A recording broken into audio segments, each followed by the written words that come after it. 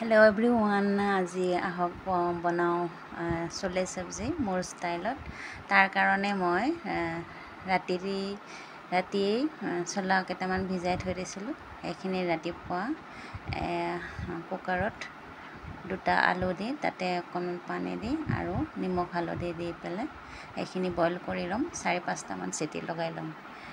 মোৰ কুকাৰটো গেছত বহাই দি 4-5টামান চিটি আহিবলৈ দিম। চিটি আহি গ'ল। চিটি আহি যোৱাৰ পিছত যেতিয়া ঠাণ্ডা হৈ যায় তেতিয়া মই চেক কৰি চাম। চাওক আমাৰ চোলাখিনি ধুনীয়াকৈ সিজি গৈছে। এয়া মই এনেকৈ পিটিকি চাওঁতে দেখিছে ধুনীয়াকৈ সিজি গৈছে। তাৰ পাছতে মই এখন কেৰাহীত তেল দি দিম। তেলত জিৰা কেইটামান ফুটিবলৈ দিম। তাতে কৰিপত্তা কেইটামান এনেকৈ ভাজি ল'ম।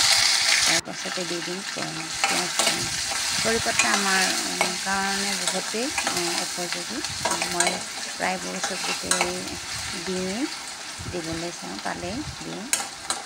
আমাৰ মহিলাখিনিৰ কাৰণে বহুতেই ভাল কৰিপত্তা খোৱাটো। তাৰপিছত এয়া পিঁয়াজখিনি ভাজি যোৱাৰ পিছতে মই ইয়াতে দি দিম আদা, নহৰু, জিৰা, জালুক একেলগে খুন্দনাত খুন্দি লোৱা। সেইখিনি মই দি দিলোঁ। দি পেলাই সেইখিনিও ধুনীয়াকৈ ভাজি ল'ম। ভাজি লোৱাৰ পাছতে তাত বেছিক মছলাবোৰ মই দি দিম, যেনে নিমখ, হালধি, জলকীয়া পাউডাৰ, জিৰা পাউডাৰ, ধনিয়া পাউডাৰ এইবোৰ দি পেলাইও মই সেইখিনি ধুনীয়াকৈ ভাজি ল'ম। তাৰপিছতে সেইখিনি ভাজি লোৱাৰ পিছতে মই দি দিম বিলাহী পিচি থোৱা, টমাটো পেষ্ট এইখিনি দি ধুনীয়াকৈ পানী শুকাই যোৱালৈকে ভাজিম।